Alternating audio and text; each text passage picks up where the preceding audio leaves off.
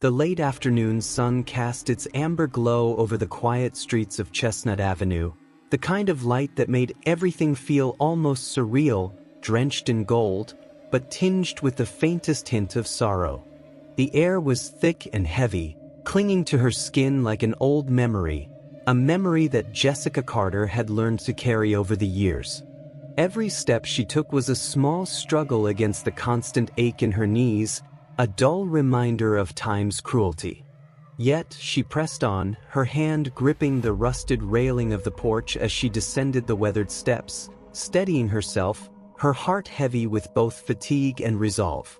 She was 70 now, a woman whose life had woven itself into the fabric of this very neighborhood. The faces around her had changed, the buildings that once felt like home now towering high, mocking the simplicity of her past. The laughter and warmth of old friends had been replaced by the cold glances of strangers, people with wealth who walked these streets like they owned not just the pavement beneath their feet, but the very air they breathed. And as they passed, Jessica became invisible, a relic of a forgotten time. But not today. Today was a simple day, an errand, she thought, just milk and bread. She tucked the crisp $10 bill into the pocket of her faded summer dress and set off toward Mike's Market, the familiar rhythm of her steps offering some small comfort. Jamal, her son. The thought of him stirred something deep inside her, a rush of pride, love, and yes, a trace of longing. He had grown into a man of power, her boy now the U.S. Attorney General, the embodiment of justice itself. She had raised him here, watched him grow from the curious boy who ran home after school to tell her about his day, to the man who now wielded power in ways she could hardly fathom. And yet, in all his success, there were days when Jessica wondered if he remembered what it felt like to be small, to be overlooked. Did he still see the world through the same eyes that once looked up to her? She had never said it aloud, but there were nights when she longed for the sound of his laughter in their home again. The weight of his presence, the comfort of knowing she wasn't alone. But today was just another errand. Simple. And then everything changed. In the blink of an eye, a routine trip to the store turned into something unrecognizable. The cold hands of the law, those very hands that her son now commanded, clamped down on her. Jessica was accused of stealing, her frail arms forced into cold, unforgiving handcuffs, her body dragged through the market, and her dignity shredded in front of onlookers who said nothing, who did nothing. No one questioned it. No one checked the cameras. The whispers grew, the murmurs of judgment louder than the truth itself. Minutes later, she was in a courtroom, a rush trial set to convict her without a second thought. She stood there, a woman who had dedicated her life to raising a child who now stood for justice, but somehow, in this moment, no justice stood for her. The world had moved on without her, and now it seemed like even her son was too far away to hear her cry for help. But Jessica wasn't done yet. With trembling hands, she picked up the phone, her fingers brushing the worn keypad, the number she had dialed 1,000 times before, her son. And as the call went through, the courtroom fell into an eerie silence. Every eye turned to her, as if the very air in the room held its breath. In that moment, a mother's love called for justice. The prosecutor, the judge, the audience, they waited. The question hung in the air. Would justice prevail for the forgotten, the overlooked, the powerless? Or would she be buried by a system designed to protect only the powerful? As her son's voice crackled through the phone, Jessica's eyes never wavered. She could feel it, the shift, the tension, the moment when the world would have to listen, whether it wanted to or not. Do you believe justice is truly for everyone, or is it only for the powerful? Drop your thoughts in the comments below. Jessica Carter's steps were deliberate, measured as she moved slowly down the sidewalk. The oppressive summer heat pressed against her skin, thick and stifling, wrapping around her like a suffocating blanket. She clutched her small purse a little tighter, not out of fear, but out of habit. The streets felt different now, almost foreign to her. Glass storefronts gleamed with newness, modern cafes filled with younger, wealthier residents, sipping overpriced lattes with the air of entitlement that spoke volumes. They looked past her, their gazes dismissive, as if she were nothing more than an old photograph, part of a past they were eager to erase. She sighed, shaking off the thought. Not today. Today, Jessica would not let herself be swallowed by the weight of nostalgia. She had lived long enough to know how the world worked. She knew the rules. Don't linger too long. Keep your hands visible, your movements measured. Move with purpose, but never too fast. Never give them a reason. She had taught these lessons to her son, Jamal, when he was a boy. She had instilled them in him when he would rush home from school, eyes wide with curiosity and questions. And now, decades later, those same rules were etched into her bones, unshaken by time or change. Jessica's gaze softened as she neared the entrance of Mike's Market, a small, locally owned store that had somehow managed to hold its ground against the wave of gentrification that had swept through the neighborhood. The door chimed softly as she stepped inside, greeted by the blast of cool air from the AC. It was a welcome reprieve, a momentary escape from the relentless heat outside. She straightened her back, adjusted the wide brim of her hat, and reminded herself, quick trip in and out. Milk first, then bread, then home. Simple. But she had no idea how quickly her world was about to unravel. The store hummed with quiet normalcy, the low hum of the refrigerators, the occasional beep of the register, the distant chatter of customers. Jessica moved toward the dairy aisle, her fingers brushing against the cool glass of the refrigerator door. The chilled milk felt like a small blessing against the heat. She reached for the carton, her mind focused on the simplicity of her task. And then a flicker of motion caught her eye. A young man, early 20s, hoodie up, head down, moving with an urgency that immediately raised her suspicions. His hands darted across the shelves, expertly stuffing energy bars into his pockets with practiced ease. Jessica's gaze followed him instinctively, her eyes narrowing in quiet concern. He barely hesitated before pivoting, heading straight for the exit. His pace quickened, cautious at first, then hurried. And then the alarm shrieked through the store. The sound was jarring, sharp, a whip cracking through the air. Jessica turned just as the young man lunged for the door, shoving it open with his shoulder. He vanished into the busy street, the electronic chime of the entrance still ringing in the air, his shadow disappearing in an instant. For a moment, there was silence. And then, a voice cut through the tension like a knife. "Hey, stop right there." Jessica flinched, her heart racing. She turned her head, expecting to see someone, a store employee, a security guard, anyone, chasing after the thief. But no one was running. The young man was gone, lost in the crowd. And yet, a figure in a navy polo shirt was striding toward her. Broad-shouldered, a clipped badge glinting from his belt. An off-duty cop. His eyes locked onto hers, sharp and unwavering. Jessica's stomach twisted. Something was wrong. She could feel it deep in her bones. "You," the officer's voice was cold, firm. "Hands where I can see them." Her lips parted in confusion. I don't understand," she stammered, her mind racing to catch up with the situation. She glanced down at her hands, instinctively moving them to her sides, but the officer didn't let up. He closed the distance between them in 3 long strides, and before she could react, his hand clamped down on her frail arm, strong, unyielding. "Let go of me," she protested, twisting in his grasp, panic rising in her chest. "Not a word," he snapped, his voice low and unyielding as he yanked her toward the door, his grip on her arm like iron. Jessica's heart pounded in her ears. The world seemed to blur around her, the faces of the other customers mere shadows in her peripheral vision. No one moved. No one stepped in. No one even looked her way. The store was alive with whispers, but not one person dared speak out. She struggled, her breath coming in shallow gasps.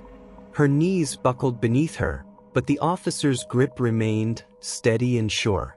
She looked around, desperate for someone to stop this madness, but the room was full of silence, heavy, suffocating silence. And then, something within her snapped. Her son's face flashed in her mind. Jamal, the boy she had raised to be a voice for justice, the man now shaping the laws of the land. Would he let this happen to her? Would he stand by and watch as his mother, his protector, was treated like a criminal, dragged away by the very system he vowed to uphold? She didn't know. But what she did know was that she had one last card to play. With trembling hands, she reached for her phone, her fingers shaking as she dialed the number she knew by heart. "Jamal," she whispered, her voice cracking, her heart pounding. "Jamal, I need you." The phone rang, and the world waited. Jessica Carter stood frozen, trapped in the suffocating grip of injustice. "You think you're slick, huh?" The officer's voice was steady, unwavering, like he had already made up his mind. His grip on her arm tightened, fingers pressing into her frail skin. Jessica blinked. "Slick?" The words sounded foreign, misplaced, absurd. Her mind scrambled to keep up. "Empty your pockets," he commanded. Her breath hitched. "Pockets?" She echoed the word in her mind, baffled. With a slow, trembling motion, she lifted the small plastic shopping basket still hooked in the crook of her arm. "I have not even paid yet," she said, her voice laced with disbelief. The officer barely acknowledged her words. His jaw was set, his stance unshaken. "The alarm went off," he stated flatly. "And you were right here." Jessica's pulse thundered in her ears. She turned, searching the room for someone, anyone, to speak up. Her gaze landed on Mike, the owner of the store, the man she had known for years. "Mike?" she called, her voice tight with urgency. "Tell him you saw. Tell him I did not take anything." Mike stood behind the register, his hands resting on the counter. His eyes darted between Jessica and the officer, hesitation flickering for just a second. He saw. He knew. Then his expression hardened. His shoulders stiffened. And he said nothing. Jessica's breath caught. "Mike, please." The words barely left her lips, raw with betrayal. But it was too late. The silence between them was louder than any accusation. "Come with me," the officer ordered, his grip tightening. Jessica tensed, her body rigid. "No," she said, her voice rising. "I have not done anything wrong." Panic crept in, curling around her words. A few customers turned their heads. Some whispered. Others raised their phones, recording from a safe distance. But no one stepped forward. No one spoke. The officer did not wait for her compliance. He spun her around in one swift, merciless motion, yanking her arms behind her back. Jessica gasped. Click. The cold steel of handcuffs bit into her thin wrists. The room tilted. Her knees buckled beneath the weight of it all. The humiliation, the disbelief, the helplessness. This could not be happening. Outside, through the glass doors, the world moved on. The boy in the hoodie, the real thief, was long gone free. And Jessica Carter, a 70-year-old woman who had come to buy milk, stood in handcuffs. A siren wailed in the distance, growing louder. And just like that, her world came crashing down. The ride to the station was eerily silent, save for the occasional crackle of the police radio. Jessica sat stiffly in the back seat, her hands still bound, wrists aching from the unforgiving metal cuffs. Through the window, the city blurred past in streaks of neon and asphalt. Life continued. Cars honked, people walked, conversations buzzed, all completely indifferent to the fact that, for her, time had stopped. Her mind raced. How had she gone from shopping for milk to sitting in the back of a police car like a common criminal? She wanted to scream, to demand answers, to make them listen. But deep down, she already knew. She had known it her whole life. The system did not need proof. It just needed someone to blame. And tonight, that someone was her. The moment they pulled into the station, the car doors unlocked with a mechanical click. The officer in the front seat did not even glance at her as he stepped out. The back door swung open. Rough hands gripped her arm. "Get out!" Jessica winced as they hauled her to her feet. Her joints screamed in protest, but the officer did not care. Inside, the station was too bright, the fluorescent lights casting harsh shadows on the scuffed linoleum floor. The air smelled of stale coffee, sweat, and old paper. A wall of desks stretched before her. Officers shuffled through case files. Phones rang, voices buzzed. Yet no one looked up. No one acknowledged the elderly woman being led inside in handcuffs. No one even cared. To them, she was not Jessica Carter, a woman who had lived through decades of struggle, who had raised a son, who had seen the world change and yet remain the same. To them, she was just another arrest. Just another case. But they had no idea who they had just taken in. Because Jessica Carter had one final fight left in her. And this time, she would not stay silent. Jessica opened her mouth, her voice hoarse, barely above a whisper. "Please," she said. "This is a mistake." No response. She tried again, louder this time. "I did not steal anything." A nearby officer chuckled under his breath. Yeah, that is what they all say." Jessica's chest tightened. She turned to the officer gripping her arm, the same one who had arrested her at the store. "Check the cameras," she pleaded. "Please. Just check them and you will see." "We do not need to check the cameras," he said flatly, steering her forward. Jessica's stomach dropped. He is not interested in the truth. He never was. A heavy metal door swung open ahead, revealing a long, dimly lit hallway lined with holding cells. The air was thick with sweat, regret, and the faint, lingering scent of stale coffee. Another officer stood near a desk, broader, older, with a thick mustache and a badge that read Sergeant Hawkins. He barely glanced up from his clipboard as they approached. "Shoplifting," he muttered, disinterested. "Got her at Mike's Market," the arresting officer confirmed. Owner did not see the act, but she was standing right by the shelf when the alarm went off. Jessica's hands clenched into fists. "That is not true," she said firmly, trying to steady her voice. "I was standing there because I was shopping. The real thief ran past me." Hawkins flipped a page, uninterested. "Camera footage?" he asked. The officer shrugged. "Did not check." Silence. Jessica's pulse pounded in her ears. Hawkins did not react. He did not even blink. He simply scribbled something down and gestured toward the row of holding cells. "Processing first," he said, barely looking at her. "Then she waits." Jessica shook her head. No, this is not right," she said, her voice breaking. "You cannot just..." A sharp tug on her arm cut her off. She stumbled forward, through another door, into another room. A camera flashed. Jessica blinked against the harsh white light.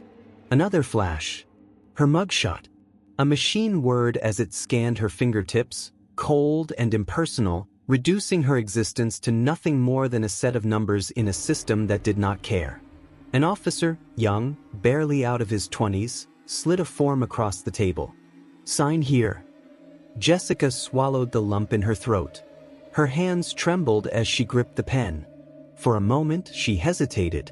Signing felt like accepting this. Like admitting she belonged here. But what choice did she have? The ink scratched against the paper, and with every stroke, she felt her dignity being erased. The handcuffs were replaced with tight plastic zip ties, and she was led out of the room. Another officer took over this time, this one younger, nervous. His badge read Williams. Jessica saw it. The hesitation, the doubt. Something in his expression shifted, like he was actually questioning why a frail, 70-year-old woman had been booked for shoplifting in the first place. Jessica seized the moment. "Son," she said quietly, "please, just check the cameras." Williams hesitated.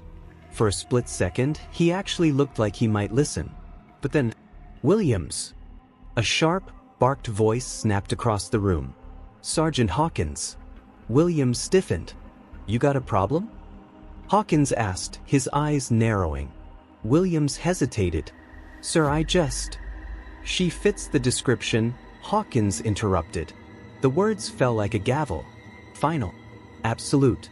Williams swallowed hard. His gaze flickered toward Jessica once more. Then, slowly he nodded. "No problem, sir." Jessica's heart sank. She had seen this before.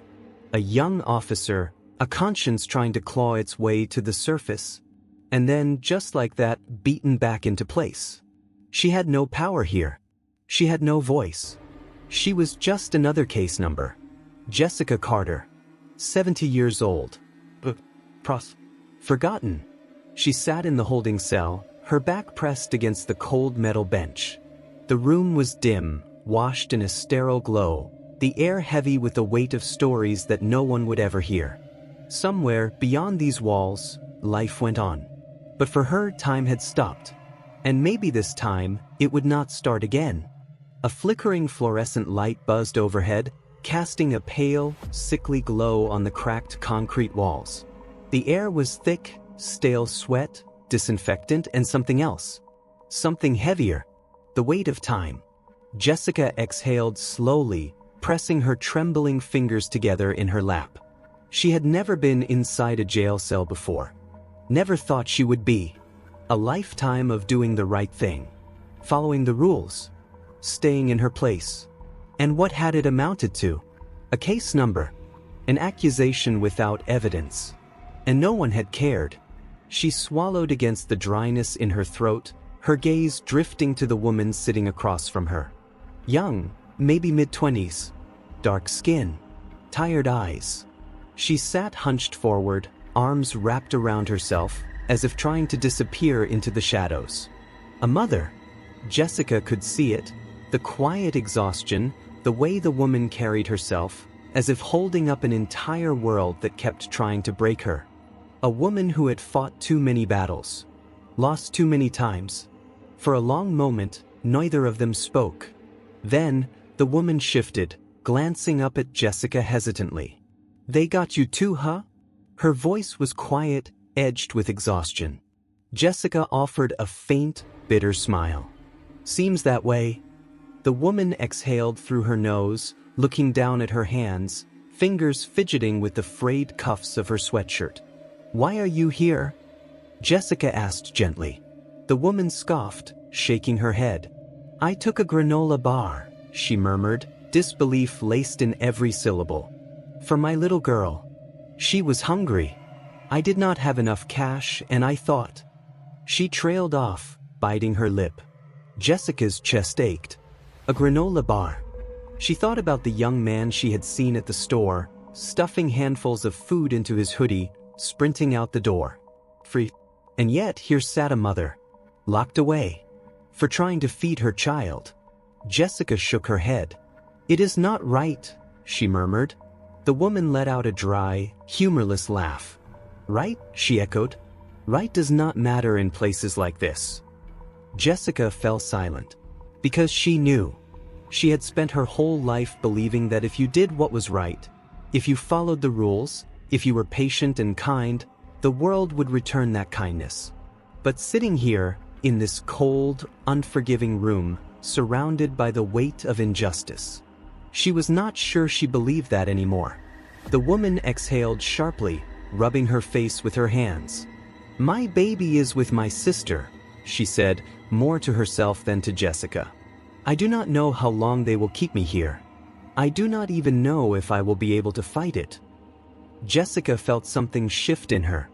A quiet anger. A slow, simmering fury, not just for herself, but for the woman in front of her. For all the women who had sat in this very cell before them. For all the ones who never made it out. She reached across the empty space between them, gently placing her hand over the younger woman's. "You will fight it," Jessica said, her voice steady. "You will." The woman looked at her, something flickering behind her tired eyes. Or maybe just the faint memory of it. A heavy silence settled over them. Jessica leaned back against the wall, staring at the ceiling, listening to the low hum of the lights above. For the first time that night, she was not thinking about herself. She was thinking about her son, and whether she had the strength to call him. The door to the holding cell creaked open. A uniformed officer stood in the doorway, clipboard in hand, expression blank. Detached. Just another routine night for him. "Carter," he called.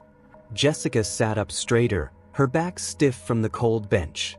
She felt the young woman beside her stir, but she did not look away from the officer. He gestured with his chin. "You get one call." A call. For a split second, relief flickered through her. Jamal. Her son. Her boy. He could fix this. He had the power. The authority. One call, and this entire nightmare would disappear like smoke in the wind. Her mind raced ahead, playing out the scenario. Jamal answering. His voice, sharp and controlled, demanding to know what had happened. A storm of phone calls, orders passed down, doors opening, cuffs coming off. Just one call, and she would be free. Her fingers curled against her palm as she stood. But then, her eyes drifted back to the woman beside her. The mother. The one who did not have a son with power. The one whose baby was waiting. The one who would not walk out of here just because of a name. Jessica took a slow breath. And as she stepped forward, following the officer out of the cell, she already knew. She knew exactly what she was going to say when she picked up that phone. And it was not her son's number she was going to dial. The phone rang once. "Mama? What is wrong?" Jamal's voice, groggy but instantly alert. A sharp intake of breath as she explained.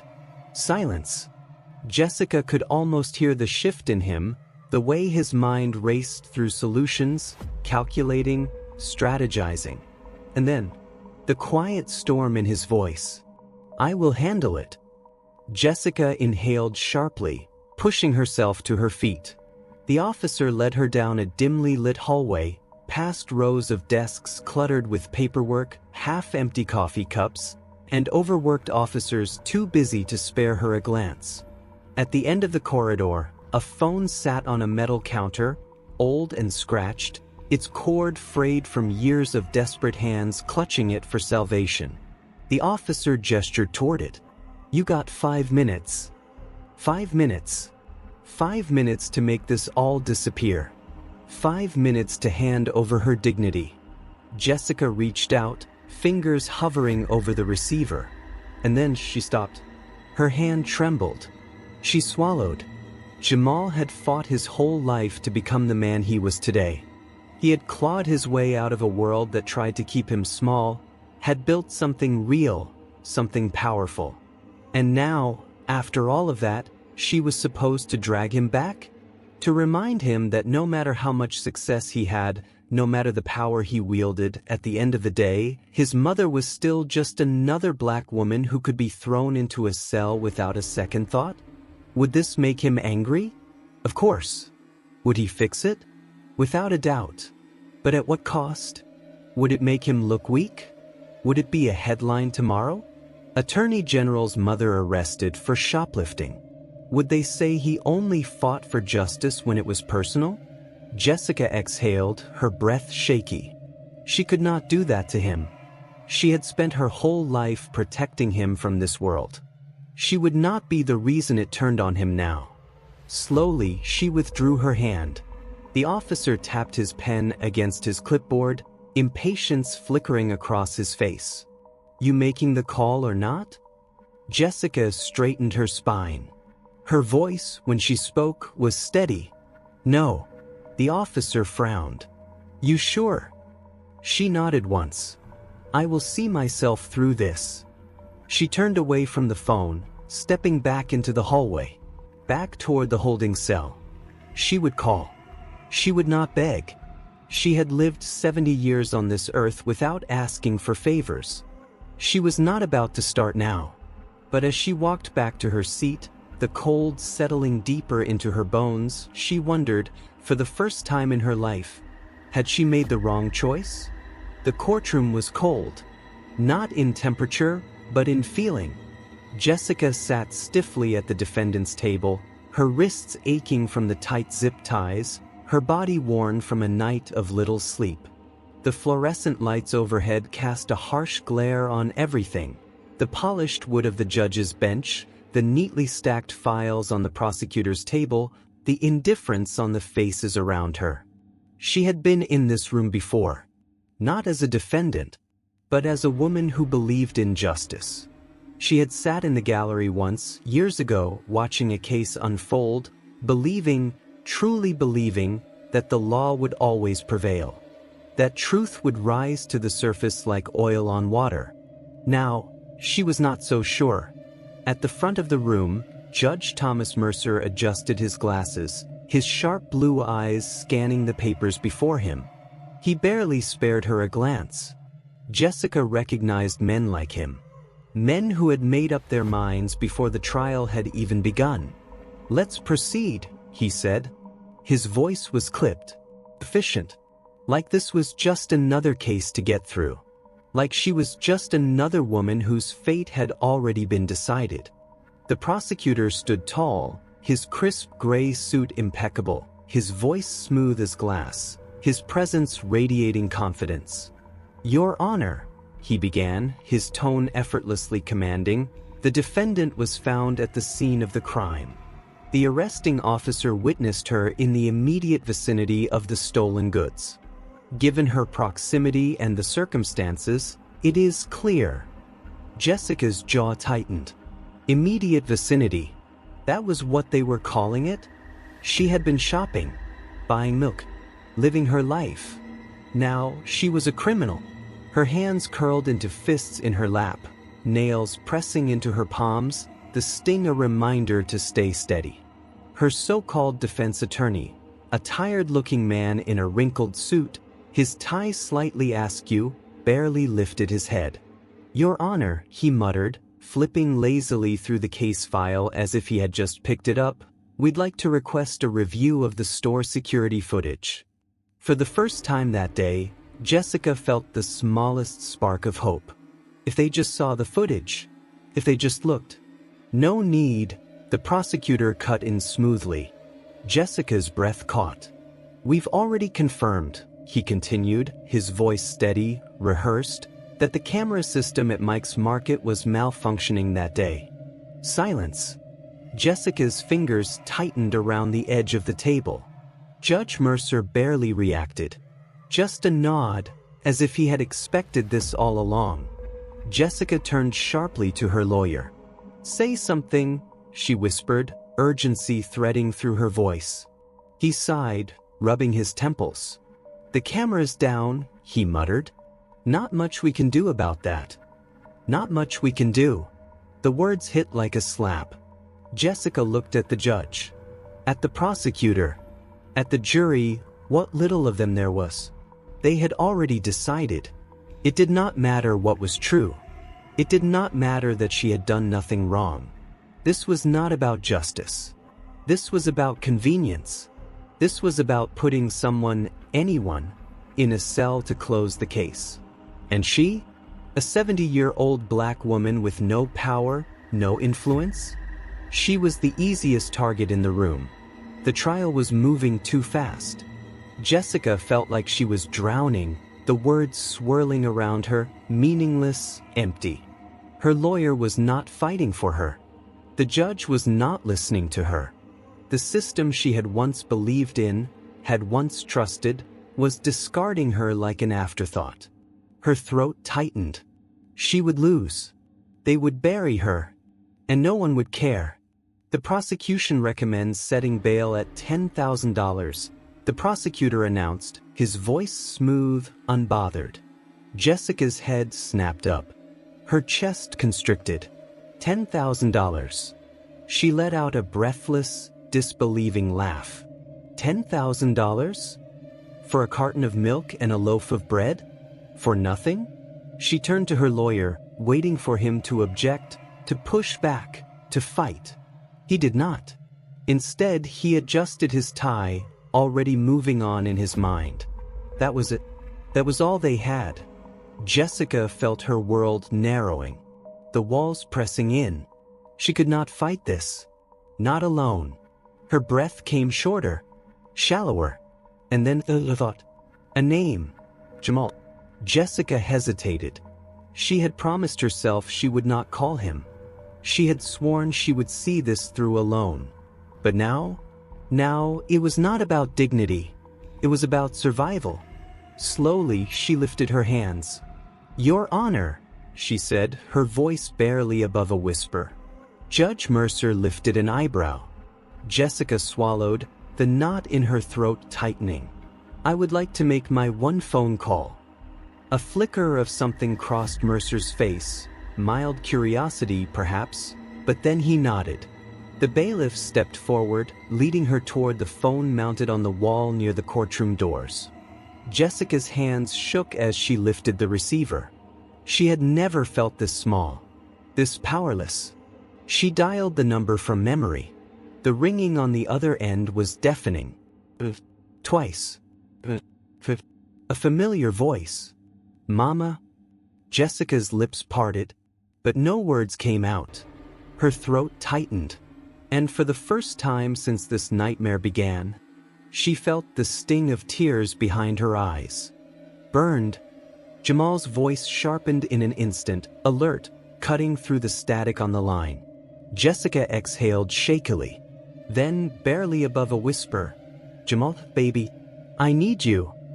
For the first time since this nightmare began, the weight pressing against her chest loosened, just a little. Bang. The heavy wooden doors of the courtroom swung open with a forceful thud. All heads turned. A tall man strode in, his tailored navy suit pristine, his polished shoes striking sharply against the marble floor. His presence was commanding, electric, like a storm rolling in. Jessica had seen her son in many places, on graduation stages, in courtrooms, on the evening news. But never like this. Never with his jaw set like steel, his eyes burning with controlled fury, his entire being radiating a force that demanded attention. Demanded respect. This was not just her boy. This was Jamal Carter, United States Attorney General. And he had come for his mother. A hush fell over the room. Even Judge Mercer, who had barely spared Jessica a glance before, straightened in his seat. Jamal's gaze swept the courtroom like a blade. Then his eyes found hers. In that moment, Jessica felt something shift. She was not alone anymore. But the prosecutor, he was already moving, already scrambling to get ahead of the storm that was about to hit. "Your Honor," he started, his voice smooth, unwavering. "This is highly inappropriate." Jamal did not wait for permission. He walked straight to the defense table, his hands gripping the back of Jessica's chair. His mother, in a courtroom, on trial, for nothing. His voice was calm, but the thunder beneath it was unmistakable. "I want to see the footage." The prosecutor let out a breathless, uneasy laugh, shaking his head. "Mr. Carter, we've already determined that the surveillance system was malfunctioning that day. There is no..." Jamal turned. His gaze locked onto the prosecutor like a silent command. The air in the room shifted. Tension coiled in the silence. "I want to see the footage. Right now." A muscle twitched in the prosecutor's jaw. He cleared his throat, shifting slightly, glancing toward Judge Mercer for backup. Jessica saw it then. The hesitation, the crack in their confidence. Jamal was not just asking. He was applying pressure. And suddenly, the judge, the prosecutor, the officers in the room, they all understood. This was no longer a case they could sweep away. This was no longer about an elderly woman accused of shoplifting. This was the mother of the U.S. Attorney General. And if they were not careful, this courtroom would become the next national headline. Judge Mercer exhaled, adjusting his glasses. Then, turning to the prosecutor, he asked, "Is there footage?" The pause. A hesitation. And then, finally, the prosecutor exhaled sharply. His shoulders stiffened. "There is." Jessica's stomach dropped. So they had lied. They had known all along. Jamal's grip on the chair did not loosen. His jaw flexed, his fury controlled but palpable. "I request an immediate order to present the footage in this courtroom." Judge Mercer hesitated, but this time he had no way out. "Granted." A ripple of murmurs swept through the courtroom. An officer wheeled in a laptop, connecting it to the overhead projector. The screen flickered. There she was, Jessica Carter, moving slowly through the store. A basket hanging from her arm. She reached for the milk. She placed it in her basket. She turned. And there, on the far side of the aisle, the courtroom held its breath. On the screen, the footage played. A young man in a gray hoodie moved swiftly down the aisle, stuffing energy bars into his pockets. Then, in a blur, he darted toward the exit. Jessica barely reacted. She was not looking at him. She was not paying attention. She was just shopping. The alarm blared. Jessica flinched, turning in confusion. A second later, an officer stormed in and grabbed her. The video froze on that moment. Jessica's face twisted in shock, the officer's grip tight around her arm. Then, silence. It crashed down on the room, thick and suffocating. Jessica's fingers curled around the edge of the table, gripping it like an anchor. Turned slowly to the prosecutor. He looked pale. His throat bobbed as he swallowed. Judge Mercer leaned back in his chair, his fingers tapping against his desk, his lips pressing into a thin, bloodless line. He glanced toward Jamal, then toward Jessica. Then, finally, he spoke. "The charges," he said stiffly, "are dismissed." It should have felt like relief, like victory. But Jessica just sat there, the weight of the last 24 hours pressing against her ribs like iron. This was not relief. This was exhaustion. Because the truth had been there all along. They just had not cared to look. The judge's gavel struck the bench with a sharp, final thud. Case dismissed. Jessica Carter was free. But she did not feel victorious. She stood slowly, her joints stiff, but the deeper ache sat inside her chest. Around her, the courtroom buzzed, whispers between lawyers, papers shuffling, wooden benches creaking as people rose to leave. But Jessica remained still. She lifted her gaze. For the first time since stepping into this courtroom, she locked eyes with Judge Mercer. And for the first time, he really looked at her. There was no apology in his eyes. No regret. Just a careful, measured silence. Jessica inhaled deeply. Then she spoke. Her voice was not loud. It was not angry. But it cut through the air like a blade. "If I didn't have a powerful son, would justice have stood by me today?" The words hung there, heavy, suffocating. No one answered, because they all knew the truth. Jessica held his gaze a moment longer. Then she turned and walked toward the courtroom doors. Her steps were slow, deliberate. She was free. But this was not justice. This was a favor. And favors were not the same as fairness. Outside, the world was already waiting. Cameras flashed. Microphones thrust forward. Reporters shouted over each other, their voices merging into a frenzied storm. "Miss Carter, how do you feel about your case being dismissed? Were you targeted because of your race? Mr. Carter, how do you respond to accusations against this court?" Jamal moved in front of her, his broad frame shielding her from the chaos. His voice was firm, unyielding. No comments. Then, guiding his mother forward, he led her through the storm. The storm had already begun. That evening, Jessica's face was everywhere. News anchors spoke in urgent tones. Headlines scrolled across the screen. Attorney General's mother wrongfully arrested, a case of racial bias? The footage played on every major network. The world watched. And the world reacted. The public demanded answers. Within days, an internal investigation into Judge Mercer and the prosecutor's handling of the case was announced.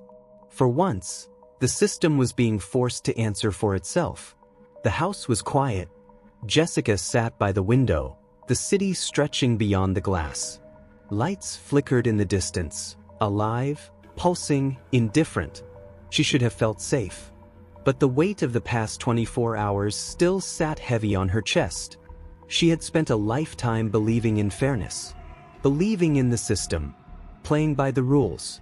And yet, in the end, it was not truth that saved her. It was power. Her fingers traced the rim of the teacup in her hands, the warmth grounding her.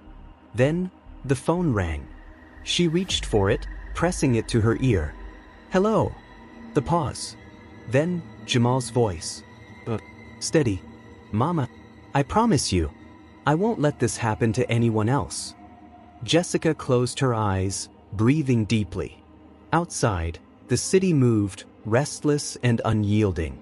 But inside her chest, something stirred. Not anger, not sadness, but hope. Did Jessica's story make you think about who justice truly serves? If this story moved you, do not let it stop here. Hit like, share this video. And most importantly, subscribe so you never miss another powerful story like this. Your support keeps these stories alive. Together, we shine a light on the truth. Thank you for being part of this journey. See you in the next story.